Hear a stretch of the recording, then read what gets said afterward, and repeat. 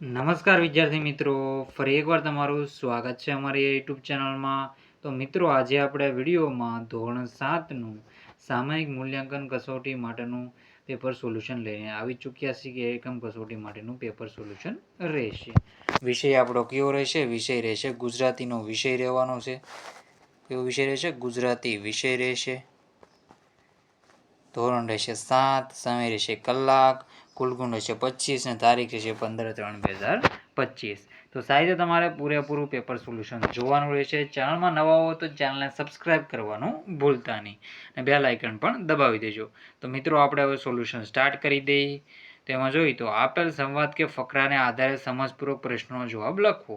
તો તમને જો આ ફકરાવાળા ક્વેશ્ચનો પણ આપી શકે અને જે આવું એક ચોકઠું બનાવેલું છે એમાં મિત્રો આવી રીતે લખેલું છે બધું ટાઇટલ ને એવું, એની પરથી નીચે પ્રશ્નો આપેલા હોય એવા ક્વેશ્ચન પણ તમારે પૂછાઈ શકે. આઈએમપી પેપર સોલ્યુશન છે, પ્રેક્ટિસ કરી લેવી, ગમે તે પૂછાઈ શકે. તેમાં જોઈએ તો પહેલું છે, એક વિધવા સ્ત્રી હતી, એનું નામ કિસ્સા હતું. એને એક પુત્ર હતો. પુત્રને તે જીવની જેમ ચાહતી હતી. એકવાર કિસ્સાનો પુત્ર માંદો પડ્યો. અનેક વેદ પાસે જવા છતાં કોઈ તેના પુત્રને બચાવી શક્યું નહીં. કિસ્સા હૈયાફાટ રુદન કરતી સૌને તેના પુત્રને જીવતો કરવાની આજીજી કરવા લાગી. તે પુત્રના મૃતદેહને લઈને ભગવાન બુદ્ધની પાસે ગઈ. ભગવાને તેને સમજાવ્યું કે દરેકનું મૃત્યુ નિશ્ચિત છે, દુનિયામાં કોઈ અમર નથી. તેઓ આવી જાય આવો તમને ફકરો ગમે આપી શકે. આ જરૂર નથી કે આ જ ફકરો પૂછાય, પણ આની જેવું મિત્રો હોઈ શકે. ફકરા આપેલા છે એની છે ક્વેશ્ચન. કિસ્સાના પુત્રને શા માટે બચાવી શકાયો નહીં?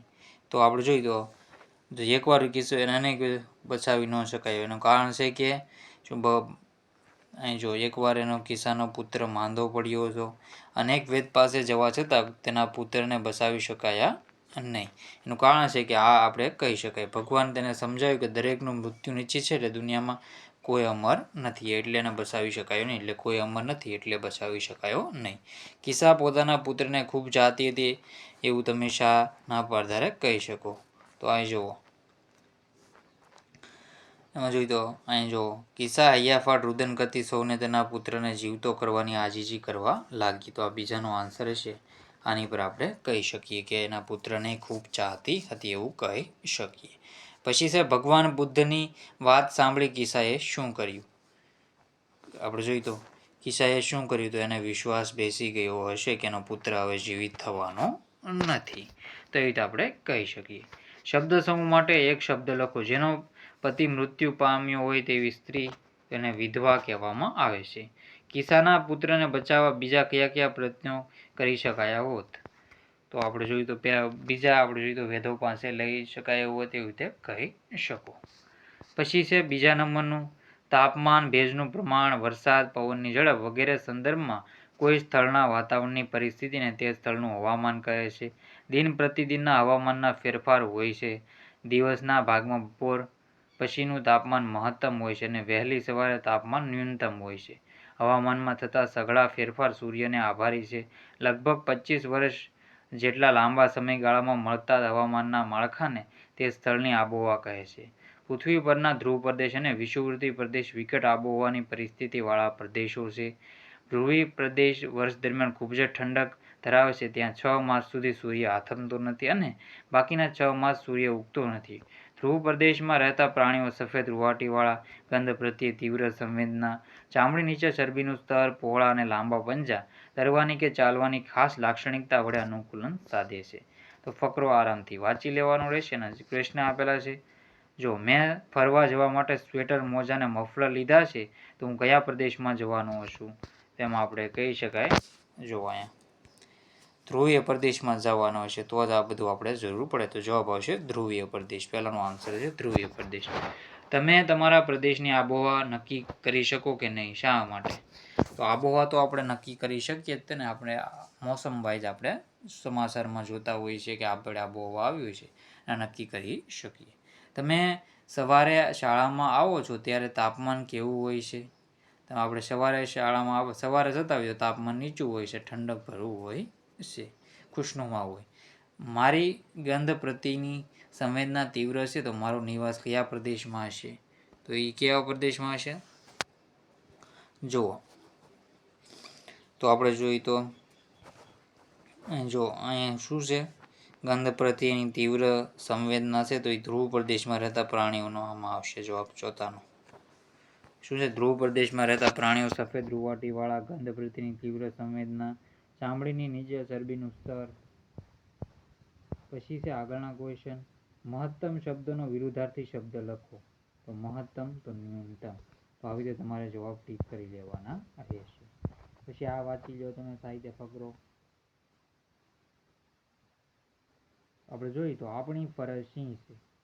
તો આપણે ધરતીને જે અન્ન જળ આપી ઊભી છે, આપણને ધરતી જે અન્ન જળ આપીને ઊભી છે, અરે જે ધરતીને ગોદમાં આપણે જન્મ લીધો છે, ધરતી માટે પ્રેમ અને સમર્પણની ભાવના હોય તો જ આપણે માટે એના જેવી બીજી અન્નદાતા નથી. સમર્પણ કરીને પણ માતૃભૂમિનું રક્ષણ કરવી દેશની ફરજ છે. તો જો સમર્પણ કરીને પણ માતૃભૂમિનું રક્ષણ કરવું એ દેશવાસીની ફરજ છે. મોંઘા બલિદાન કેમ આપવા પડ્યા છે? તો અહીંયા જો, જ્યારે દેશની સ્વતંત્ર અને ઉપર તરાપ વાગી હતી ત્યારે સેંકડો દેશભક્તો મહામૂલ્ય સ્વતંત્રતા પુનઃ પ્રાપ્ત કરવા મોંઘા બલિદાનો આપ્યા છે. તો બીજાનો આન્સર આવી રીતે રહેશે. આપણે અન્ન જળ કોણ પૂરા પાડે છે? તો આપણને અન્ન જળ છે એ ધરતી પૂરા પાડે છે. ઉપર આપેલું છે, વાંચી લો. પછી છે, આપણે કોને માટે સમર્પિત થવું પડશે? તો આપણે ધરતી માટે પ્રેમ અને સમર્પણની ભાવના હોવી જોઈએ. આ કેટલાનો આન્સર છે? ચોથાનો આન્સર છે. તો કોના માટે? ધરતી માટે જ આનો આન્સર રહેશે. આપણે સ્વતંત્રતા કેવી રીતે પ્રાપ્ત થઈ? તો આ જો આમાં આન્સર એનો આપેલો છે 5માનો. આગળના ક્વેશ્ચન હવે જોઈ લઈએ સાહિત્ય આપણે. દરબારે પૂરી ધીરજથી થોડા દિવસ ઊભા પગે સિંહની સેવા ચાકરી કરી. દરબારના પ્રેમ અને સેવાથી સિંહ સાવ સ્વજો થઈ ગયો હતો. આ બધી માહિતી તમે વાંચી લેજો. પછી સિંહ પર કોણે કેવો ઉપકાર કર્યો? તો આપણે જોઈએ દરબારે છે સિંહ ઉપર આપણે ઉપકાર કરેલો હતો. કોણે કર્યો? દરબાર માત્રાવાળાએ છે સિંહ ઉપર ઉપકાર કર્યો હતો. સિંહ અને માત્રાવાળાની દોસ્તી કેમ થઈ? તો અહીં જો આ બધી તમે વાંચ. દરબારના પ્રેમ અને સેવાથી સિંહ સાવ સાદો થઈ ગયો. પોતાની નવી જિંદગી બક્ષનાનો ઉપકાર સિંહ કેમ ભૂલે? એ તો માત્રાવાળાનો પરમ મિત્ર બની ગયો. પછી છે, સિંહ કૂતરાનું કામ કરતો હતો એટલે? અહીં જો રાત્રે દરબારના ઘેર જ રહેવા લાગ્યો. ઘણા ઘરોમાં કૂતરાની ચોકી હોય છે, પણ દરબારના ઘેર તો સિંહની ચોકી હોય છે. તો આવી રીતે આન્સર રહેશે. પછી છે, ઊભા પગે સેવા કરી અને સિંહ દરબારને કેમ કોઈ પ્રકારનું નુકસાન ન કર્યું? કારણ કે એને આપણે જોયું તો એનો જીવનો દાતા હતો એટલા માટે. પછી આ ફકરો તમારે સાહિત્ય વાંચી લેવાનો રહેશે. આના ક્વેશ્ચનના આન્સર દેવાના રહેશે. શેરીઓ આપણે કેવી રીતે ગંદી કરીએ છીએ? તો આપણે જોઈએ તો શેરીઓ આપણે કેવી રીતે ગંદી કરીએ છીએ? તો સૌથી પવિત્ર એટલે ગોઠલા. આખો ગ્રીષ્મનો સમય આપણા ગલીઓ, શેરીઓ અને ગોઠલાથી વિભૂષિત કરવામાં ગાળીએ છીએ. તો ગોઠલાઓને બધે કચરો ફેંકીને એમાં જો આપણે ખુલ્લામાં ઠાલવી દઈએ છીએ બધો કચરો એટલા માટેનું છે. ગાય માતા ક્યારે ખુશ થાય? તો આપણે ગાય માતા ક્યારે ખુશ થાય છે? જ્યારે આપણે એને ઘણું ખરું, કારણ કે એને ભોજન મળી રહે. જો એને ભોજન કરવું હોય છે, ઘણું ખરું ગૌ માતા આનાથી પ્રસન્ન થાય છે. ખુલ્લામાં આપણે ઠાલવી દઈએ ગોઠલાને એવું એટલા માટે. શાને પવિત્ર ગણવામાં આવે છે? મ્યુનિસિપાલિટી ગંદકી ન થાય તે માટે શી વ્યવસ્થા કરી છે અને આપણે સમાજને શું પર કરીએ છીએ? પછી આ કહેવતો આપેલું છે મિત્રો. સાહિત્ય તમે એને જવાબ ટીક કરી શકો. પછી આ વિષય વસ્તુ પર તમારે અરજી લેખન કરી શકો. તો આ બધા IMP ક્વેશ્ચનો છે, સાહિત્ય તમારે જોઈ લેવાના છે. ચેનલમાં નવો હોય તો ચેનલને સબસ્ક્રાઈબ કરવાનું ભૂલતા નહીં. બાકીના ક્વેશ્ચનો આપણે બીજા વિડીયોમાં જોઈ લઈશું. તો મિત્રો વિડીયોને એન્ડ કરીએ છીએ. જય હિન્દ, જય ભારત.